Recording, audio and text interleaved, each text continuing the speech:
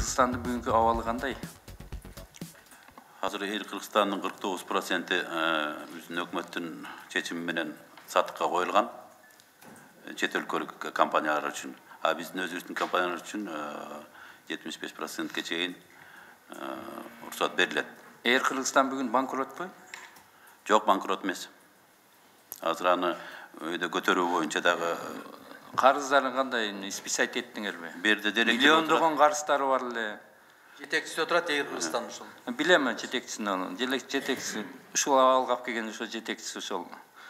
Бектурган жолдошту биз жакшы эле билебиз. Кандай эмне иш кылган.